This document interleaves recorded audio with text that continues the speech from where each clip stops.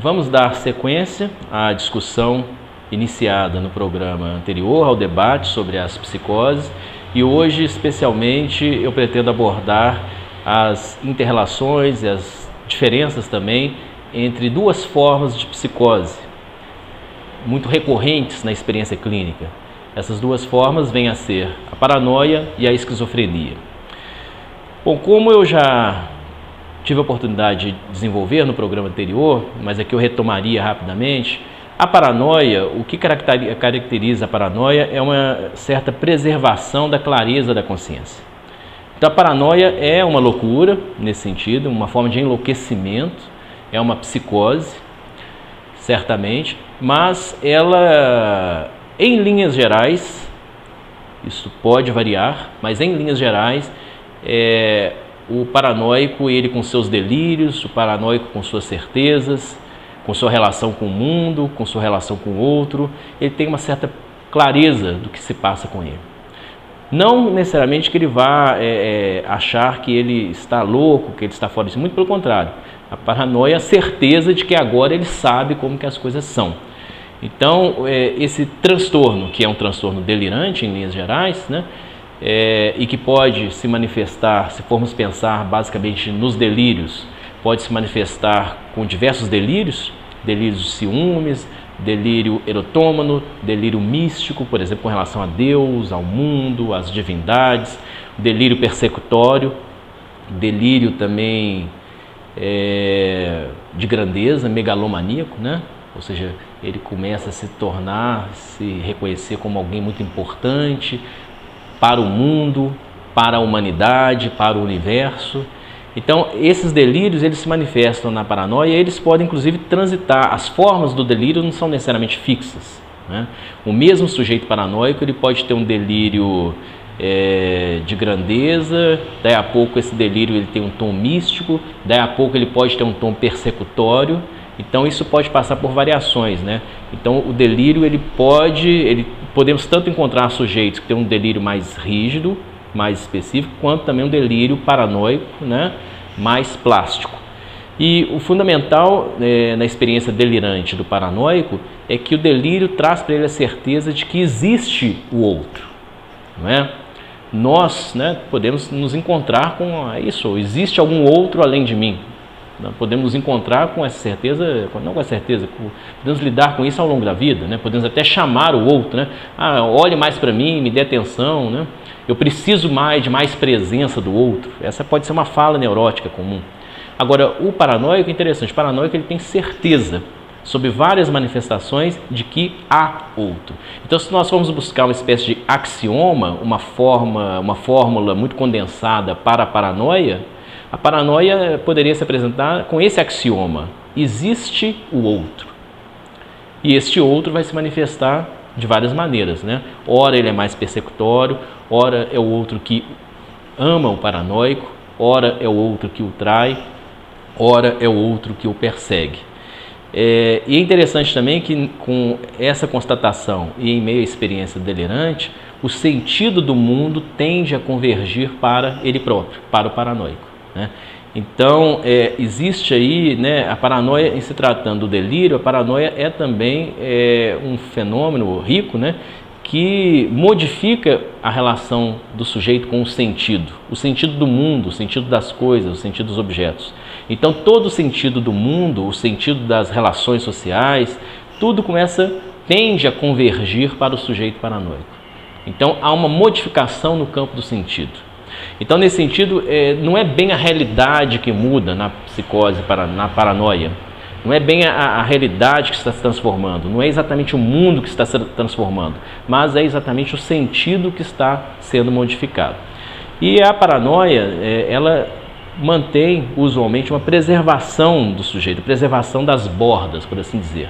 Então, o corpo, né, o que é o corpo, o que são os objetos. Existe o outro, sim, mas eu e o outro não nos misturamos, né? Para um paranoico, usualmente é assim que a experiência se apresenta. O outro pode estar muito perto de mim, mas eu e o outro ainda continuamos sendo duas coisas distintas. Então, nesse sentido é que na paranoia nós podemos dizer que existe a alteridade, a flor da pele. né? Imagine o que é um outro, ou essa percepção, essa sensação de uma presença muito perto de nós. Quando nós estamos, né, só para dar um exemplo, quando alguém vai conversar conosco que se aproxima demais, né, de cada um de nós, a gente quase que de susto, né, num relance, sem pensar, a gente dá um passo para trás, né? Então, como se fosse a bolha, né, que é um tanto quanto invadida quando alguém chega muito perto, quando alguém se choca conosco ou está prestes a chocar. A experiência paranoica, nos seus momentos mais intensos, o que ela traz? Ela traz um outro que está o tempo todo agarradíssimo com o sujeito. Então, a presença, por isso que ele se sente vigiado, ele se sente olhado, ele se sente percebido. O psicanalista Jacques Lacan tem uma definição poética e muito interessante, e muito clinicamente muito precisa para esse fenômeno na paranoia. Ele vai dizer, num dado momento, que a paranoia é uma voz que sonoriza um olhar. Então, a presença, né, essa presença, o paranoico, quando ele escuta, por exemplo, vozes, essas vozes, elas encarnam para ele a presença de um olhar muito próximo, um olhar muito atento, o tempo todo sobre ele. Então, isso que eu estou chamando aqui de uma alteridade à flor da pele, o tempo todo, a partir do momento em que houve aí o surto, né? Isso, claro que pode passar por transformações, mas estou falando aqui do momento de uma experiência aguda, de uma experiência intensa da paranoia. Já na outra forma de psicose, que vem a ser a esquizofrenia, diferentemente da paranoia, a esquizofrenia tende a uma desorganização do eu e da relação do eu com o mundo e do eu com o outro. Então, como eu disse, já que na paranoia nós temos a preservação das bordas, na esquizofrenia essas bordas começam a ficar muito diluídas, elas falham. Vou fazer com a comparação que vale pelo que vale, para que isso se torne um pouco mais claro. Borda, igual nós temos pizza com borda ou sem borda. Imagine o que é uma grande pizza com borda. Então ali o molho, né, os ingredientes, as superfícies não se espalham, tem uma consistência. Agora imagine o que é uma pizza sem borda, e você põe muito molho, de repente tudo se espalha, ela perde a forma. Então é nesse sentido, a esquizofrenia, as bordas do corpo, a demarcação, né, de espaço entre eu e os objetos, entre eu e a realidade, isso começa a se perder. Então as coisas começam a ficar mais espalhadas, mais misturadas, né? E soma-se a isto, né, uma maior intensificação, por exemplo, das alucinações, das alterações dos sentidos, então das vozes que são escutadas, né, dos odores que são sentidos, manifestações táteis ou sinestésicas. Então, o sujeito esquizofrênico, ele sente que o seu corpo está sendo manipulado, ele sente eventualmente que o seu tronco, né, está sendo separado de seus braços e pernas. É como se o nosso corpo, que, né, os braços e pernas estão, né, ligados ao nosso tronco, de repente, num dado momento intenso da experiência, isso que é íntimo, que é muito coeso, isso pode se, né, abrir, isso pode se esfarrapar, né? Então, o sujeito esquizofrênico, ele pode ter esses fenômenos de esfarrapamento, né? Aquilo que é como se a gente colocasse muita água numa argila. Enquanto a argila está relativamente seca ou úmida, somente ela tem forma, consistência. Você molda a argila, né? Você molda o barro, coloca muita água, aquilo dali se perde, aquilo dali cai, né? Aquilo dali desaparece pelo ralo. Então, esse é um tipo de experiência muito intensa que pode ocorrer na esquizofrenia. Por isso que a esquizofrenia, ela também se faz acompanhar de uma desorganização da linguagem, o fluxo do pensamento, né, o encadeamento do pensamento, isso vai se perdendo. Então, as conexões lógicas vão se perdendo, né, as conexões lógicas da linguagem, as conexões lógicas do pensamento, esses conectores, eles podem começar a se perder na esquizofrenia. Nesse sentido é que, enquanto a paranoia é repleta de fenômenos que tocam a pele, como eu havia dito, né, a alteridade à flor da pele, a esquizofrenia, por sua vez, nós podemos dizer nessa comparação que ela é composta por uma infinidade de fenômenos que tocam as vísceras.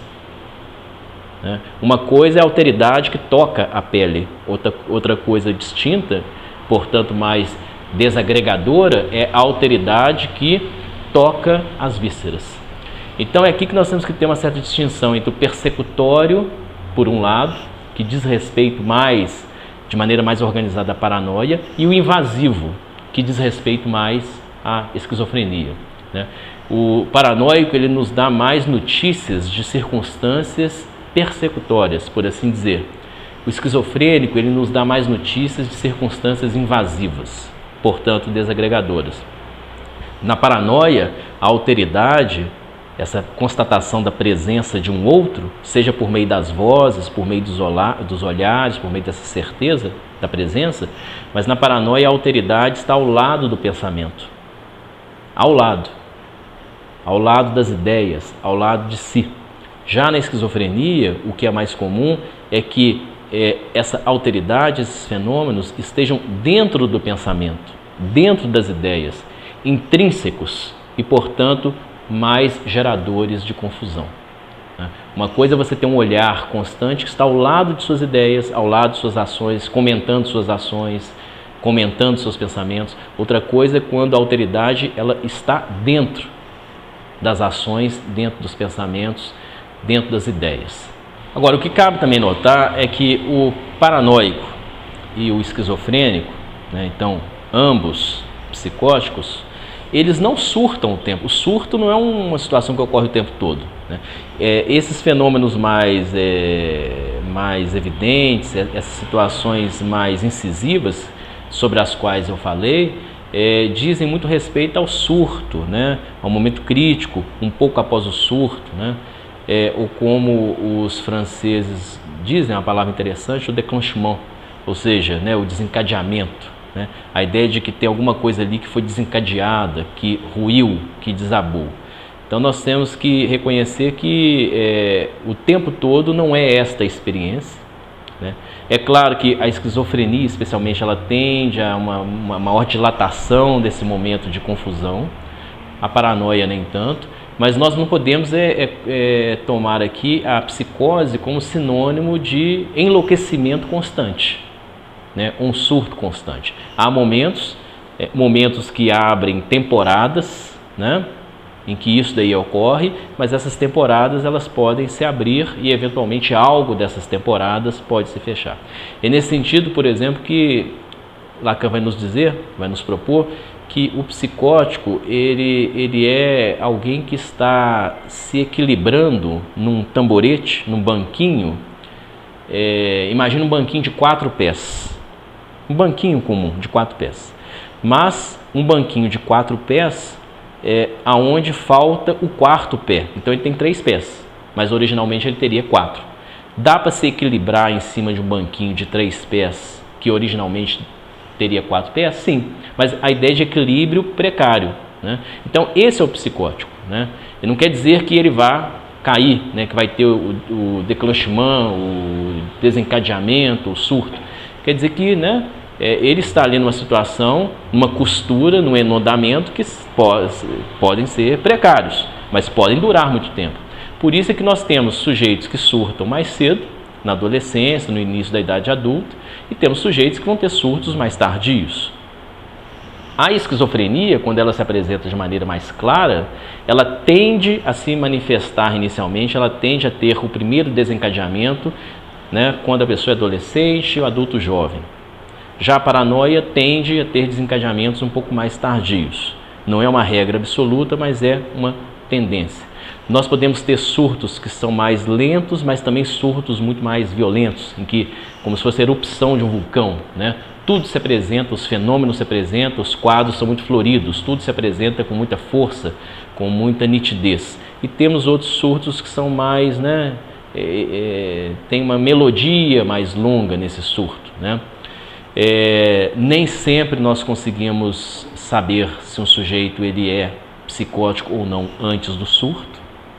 Esse diagnóstico nem sempre é muito fácil. Nós temos aqui a antessala do surto, antessala, portanto, dessa manifestação maior que se chama pródromo, né? Podemos ter alguns sinais ali do pródromo, mas usualmente é a posteriori que aqueles sinais fazem sentido.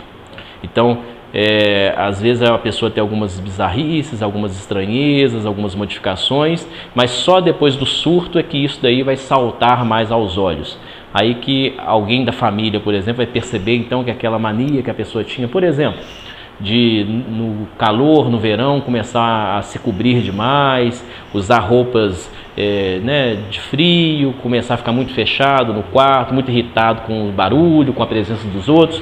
Só depois que há um surto propriamente é que esses acontecimentos, esses fenômenos, que são comuns a outras situações, aí sim é que eles vão se mostrar como já sendo o início de um desencadeamento. E já que falei em desencadeamento, início, clareza do quadro, nós temos que também pensar em formas de estabilização. Como Lacan propôs, o psicótico é aquele sujeito que está se equilibrando num banquinho de 4 pés, mas sendo que esse 4º pé falta. Então ele está ali num equilíbrio precário, num banquinho de 3 pés, e não de 4 nesse caso. Então nós temos que pensar como que um psicótico ele se mantém, como que ele se estabiliza, por assim dizer. Como que ele adia o surto, como que é possível de adiar um surto, e como que é possível de se reestabelecer, de se reconstruir, por assim dizer, de recosturar o que foi aberto pelo surto. O surto, o desencadeamento é uma grande fenda que se abre na vida da pessoa, no sentido. A estabilização possível, às vezes longa e muito trabalhosa, é uma forma de recosturar o que se abriu. E aí nós temos 3 grandes caminhos de possíveis costuras. O delírio é uma forma, uma tentativa de estabilização. Ora, essa tentativa ela é mais bem sucedida, ora nem tanto. A obra, o fazer do psicótico, a relação do psicótico com os diversos fazeres, com a arte, com a arquitetura, a construção da própria casa, a construção das próprias roupas, Essa é uma outra perspectiva importante. Essas saídas, por assim dizer, ou essas vias de estabilização, elas não são excludentes. Então temos o delírio, temos a obra e temos uma outra que não é muito interessante, ela é complexa, traz efeitos que são usualmente muito nocivos, que é a passagem ao ato.